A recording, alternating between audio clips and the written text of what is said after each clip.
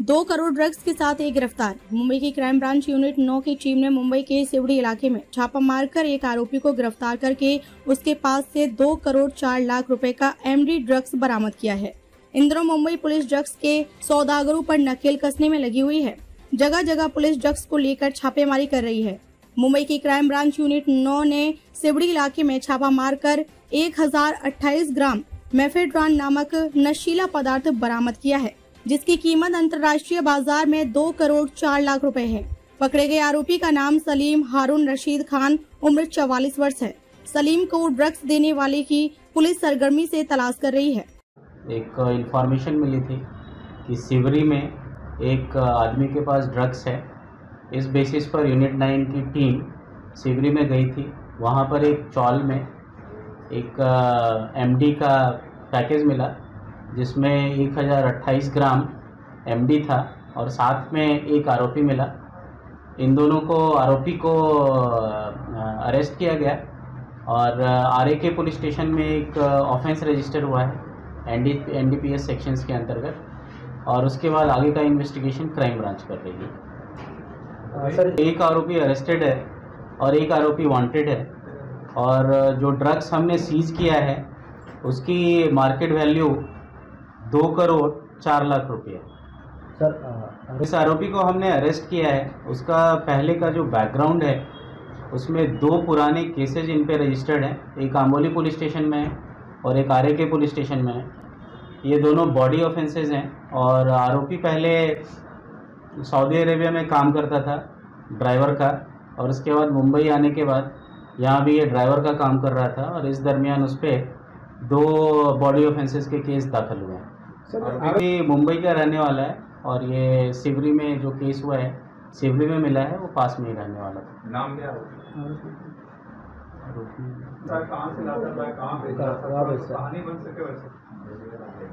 जो आरोपी जिस आरोपी को हमने पकड़ा है उसके पास से फ़िलहाल हमें जो है 1028 ग्राम मिला है एमडी, बट उसकी जो हिस्ट्री है, इसके पहले इसने कई बार 50 ग्राम 100 ग्राम करके ड्रग्स बेचे हैं और ओवरऑल करीब 1500 ग्राम ड्रग्स इसने पहले बेचा है। तो ये एक सप्लायर जैसा है और एक एब्सकॉन्डिंग है, तो वो भी इसमें शामिल है। तो ये जो हमने जिसको पकड़ा है इसको आप सेकंड लेवल बोल सकते हैं, डिस्ट्रीब्यूटर बोल सकते हैं, और जो एब्सकॉन्डिंग है उसको सप्लायर बोल सकते हैं। जो एब्सकॉन्डिंग है उसके लिए हमारी टीम उसको ढूंढ रही है, और ये पूरी सप्लाई चेन के लिए आगे जो हमारा इन्वेस्टिगेशन है वो पूरा सप्लाई चेन के लिए हम उसमें इन्वेस्टिगेशन करने वाले हैं। सर, ये लाता कहाँ से? जो एब्सकॉन्डिंग आरोपी है हमारे पास जो फरार है, तो ये उससे लेता था, और आगे की चेन जो है हमें इन्वेस्टिगेशन में फिर मिलेगी। हाँ सर, ये अरेस्ट कहाँ से हुआ? ये अरेस्ट सिवरी चौल से हुआ है। सिवरी में एक जगह है, सिवरी में जीजाजी चौल है, वहाँ पे मुदक्कस मस्जिद के सामने सिवड़ी क्रॉस रोड सिवड़ी में, वहाँ से हमने आरोपी को अरेस्ट किया। सर, मराठी में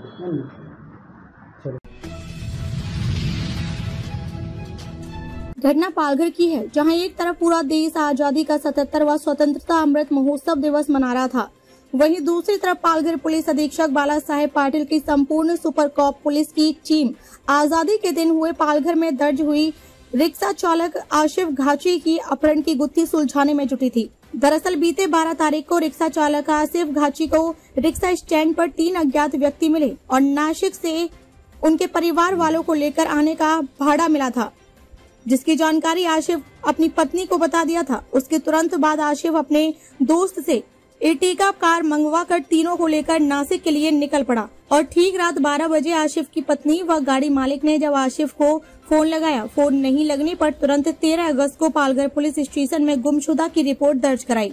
वहीं जब गाड़ी नासिक न जाकर सिन्नर से समृद्ध महामार्ग की तरफ जाने की जानकारी मिली, तो पुलिस तुरंत पालघर पुलिस कलम 389, 365, 34 अपहरण का मुकदमा दर्ज कर जांच में जुट गई। वहीं संपूर्ण घटना की जानकारी पालघर के पुलिस अधीक्षक बाबा साहेब पाटिल को मिलते ही तुरंत पालघर के पुलिस निरीक्षक दत्तात्रेय केंद्रे व लोकल क्राइम ब्रांच अनिल विभूति की अगुवाई में टीम गठित कर आरोपियों की तलाश में जुट गई, जिसके बाद पुलिस सीसीटीवी फुटेज व गुप्त जांच पड़ताल के दौरान खुलासा हुआ कि गाड़ी नासिक सिन्नर टोल नाका से समृद्ध महामार्ग हाईवे होते हुए छत्तीसगढ़ राज्य कुम्हारी टोल नाके से जाते हुए देखने को मिला, जिसमें आसिफ घाची के बजाय दूसरा कोई व्यक्ति गाड़ी चलाते पाया गया, यानी कि हत्या के बाद आरोपी उसकी गाड़ी लेकर फरार हो गए थे।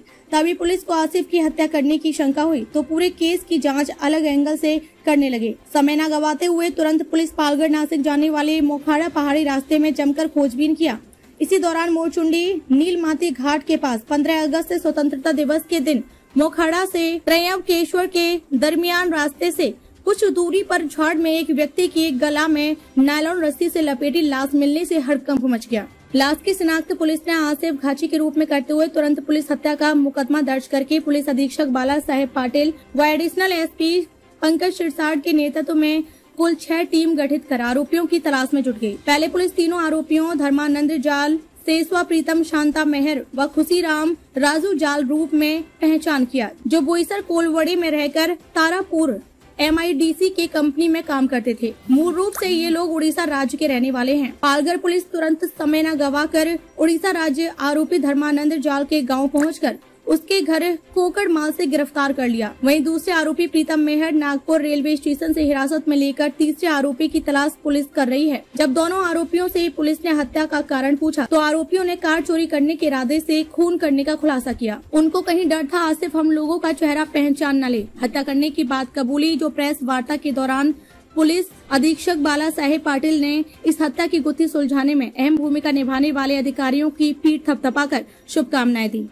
उनके एब्डक्शन के बारे में जब रिपोर्ट दाखिल हुआ उसके बाद हमारी अलग अलग टीम इसके ऊपर काम किया। उसमें एलसीबी, लोकल पुलिस, ये सभी ने अलग अलग टीम बना के पहले तो उनकी डेड बॉडी मिलना बहुत ही मुश्किल था, इसलिए हमने जवार से लेके त्र्यंबकेश्वर तक पूरा रोड में किया था। 15 अगस्त को उसकी डेड बॉडी हमें त्र्यंबकेश्वर एरिया में मिली। उसके बाद हमारी 2 टीम काम कर रही थी, उसमें से समृद्धि हाईवे और छत्तीसगढ़ तक पूरे सीसीटीवी देख के उसका रूट पहले पता किया गया। उसके बाद उड़ीसा तक हमारी टीम गई। जब हमको पता चला कि आरोपी के नाम, उसका रहने का एड्रेस जो है, उसके बाद हमारी उड़ीसा की टीम ने लोकल पुलिस के सहयोग से वहाँ पे 3 में से 1 आरोपी और गाड़ी वहीं पे बरामद की गई।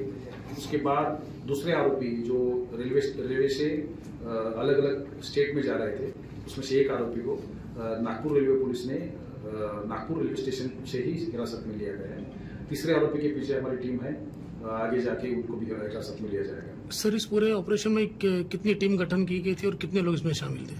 इसमें 6 टीम गठित की गई थी। कम से कम 40 लोग उसमें कार्यरत थे और वहाँ के अलग अलग स्टेट के पुलिस भी उसमें, उनका भी सहयोग बहुत बड़ी तरह से मिल रहा है। सर, हत्या करने का मुख्य कारण क्या था? अभी तक के इन्वेस्टिगेशन में यही सामने आ रहा है कि ये गाड़ी उसको लोकल उड़ीसा डिस्ट्रिक्ट में चलाना था, वहाँ पे टूरिंग पे लगाना था और उस पर जो भी आमदनी है उस पर गुजराना करना था। यही प्राइमरी तो इन्वेस्टिगेशन में सामने आ रहा है, लेकिन आगे जाके इन्वेस्टिगेशन में असल बात क्या थी, उसका कॉन्स्पिरेसी क्या था, किस तरह से उसने किया था और इसे क्यों चूज किया था, आशिफ को ही क्यों चूज किया था, इसके बारे में सामने आ रहा है। इसी इलाके में आरोपी रह रहा था, कह रहा था। ये आरोपी पिछले कुछ सालों से, एक आरोपी तो पिछले 20 सालों से ये बोईसर में रह रहा था। उसमें से 2 आरोपी जो है पिछले 6-7 महीनों से यहीं पे काम कर रहे थे। ये एक ही गांव के होने की वजह से एक ही लोकेलिटी में रहते थे। उनका पूरा ये क्राइम के बारे में पूरा प्लान ये बोईसर में उनका किया उन्होंने। सर, उनका उद्देश्य अगर गाड़ी चोरी करना था तो उन्होंने उसकी हत्या क्यों की? उसके लिए वो दूसरा भी तरीका अपना सकते थे। उनको ये लग रहा था कि अगर वो जीवित रहेगा तो आगे जाके अपना नाम वो किसी को बताएगा और उसके ऊपर पुलिस एक्शन ले लेगी, तो अपना नाम आगे नहीं आना चाहिए। ये उद्देश्य से उन्होंने उसको जीवित नहीं रखा है, लेकिन मुझे लगता है ये प्राइमरी स्टेज रहेगी, आगे जाके इन्वेस्टिगेशन में सामने आ जाएगा। सर, ये पहले लोग ने पालघर का एरिया का रेकी किया था कि पहले क्या एरिया के बारे में उनको किस तरह पूरी जानकारी थी? क्योंकि पूरा देखा जाए तो पहाड़ी एरिया है और ये एक तो आरोपी 20 साल से यही रह रहा था, तो उसको मराठी पूरा आता है, मराठी में बात करने वाले लोग हैं, तो उनको सब पता है कि यहाँ पे क्या सिचुएशन है क्या नहीं है, तो उसको कोई रेकी करने की ज्यादा जरूरत है नहीं, क्योंकि लोकल ही आरोपी है। सर, फिल्मी स्टाइल में कुछ आरोपियों ने जो रस्सी के साथ मारा था, तो उसमें क्या पार्श्वभूमि क्या थी उनके? उन्होंने अपने साथ एक रस्सी रखी थी, जो पीछे जो बैठा था ड्राइवर के, उसने अपना गला ये रस्सी के सहारे गला घोट दिया। और सामने जो बैठा था आरोपी, उसने जो दो नंबर का आरोपी था, उसने उसके बॉडी के ऊपर बैठा था, जो कि उसके हाथ पैर नहीं हिल पाए और उसको वही दबा के मार सके। तो ये दोनों ने उसका ये काम कर दिया था। और तीसरा आरोपी निगरानी रख रहा था कि बाहर कोई दूसरी गाड़ी आके रुक न जाए, ये निगरानी रखता। तो ये सब कॉन्स्पिरेसी का पार्ट है, तीनों ने मिलकर ये सब काम किया है। सर, जो आसिफ के पास फोन था, उस फोन को वो लोग कहाँ तक लेके गए थे, या रास्ते में कहीं फेंक दिया था, या साथ लेके गए थे?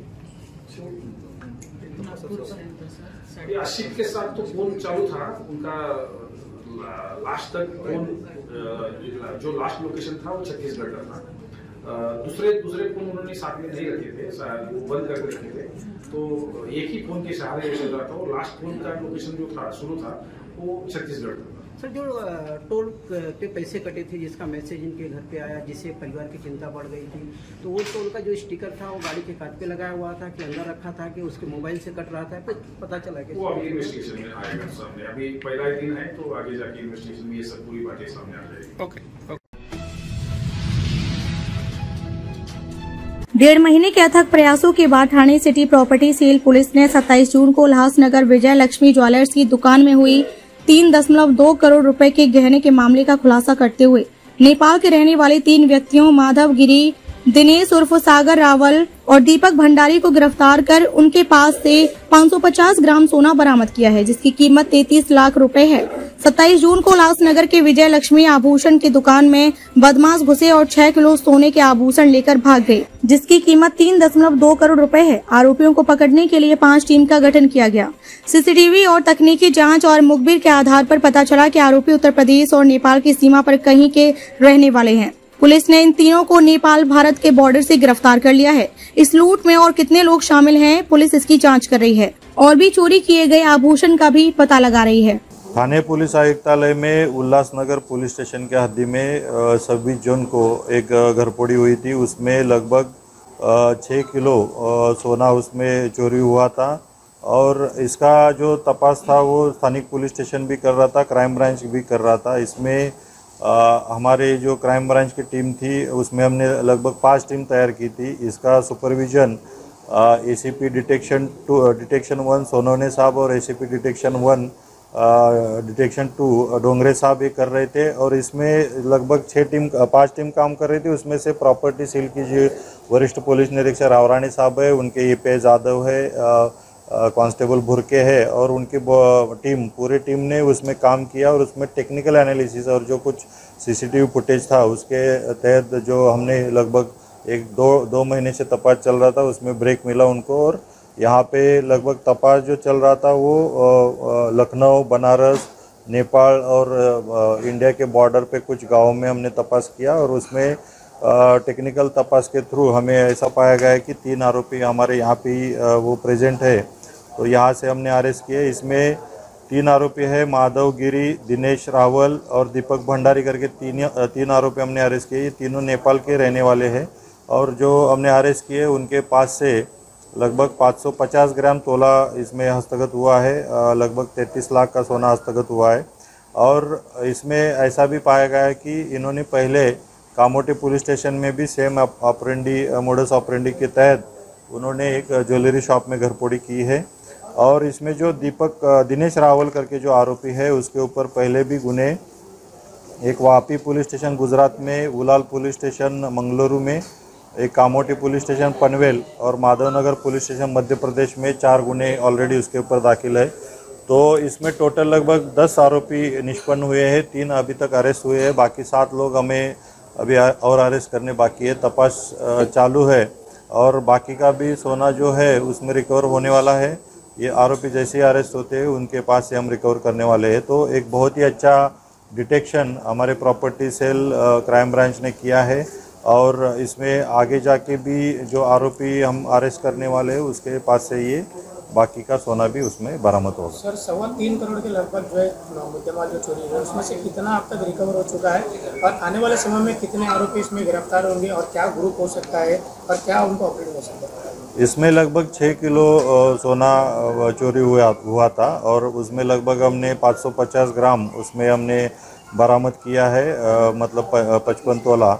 और इसमें अभी आगे जाके जो टोटल 10 लोग हैं उसमें से 3 आरोपी अरेस्ट हुए हैं, लगभग 7 आरोपी अरेस्ट होने बाकी है, तो उसकी इन्वेस्टिगेशन जारी है। सर, दुकान के अंदर जो सीसीटीवी दिखाई दे रहा है उसमें बाकायदा गेट खोलते हुए दिखाई दे रही है, क्या ये लोग पहले दुकान में शामिल, क्या रबाले का जो मामला है वो बगल में दुकान है, लोग भाड़े पे लेते थे, इस तरह से वो लोग चोरी करते थे? निश्चित रूप से ये जो गुनाह है उसमें मोडस ऑपरेंडी ऐसी पाई गई कि इन्होंने वहाँ पे वॉचमैन करके काम कर रहे थे ज्वेलरी शॉप में, और वहाँ पे उन्होंने पूरा दुकान बंद कब होता है, ऑफ कब होता है, वीकली ऑफ, और वहाँ पे कितने सीसीटीवी फुटेज है, और ये पूरा रेकी करके पूरा ऑब्जर्वेशन करके उन्होंने जब दुकान बंद दूसरे दिन होने वाला था वो पहले रात में उन्होंने किया, ताकि उनको पता न चले मालिक को और वो लेट पुलिस को अप्रोच हो। एक दिन लेट पुलिस स्टेशन में आए, उसके बाद गुना दाखिल हुआ। तब तक ये लोग महाराष्ट्र से लगभग यूपी, दिल्ली यहाँ पे बाहर निकल गए थे। फिर भी डिफ़िकल्ट इन्वेस्टिगेशन था, फिर भी जो प्रॉपर्टी सेल और उनकी टीम ने जो पूरा काम किया है बहुत ही अच्छी तरीके से इसमें आरोपी अरेस्ट किए और रिकवरी की है।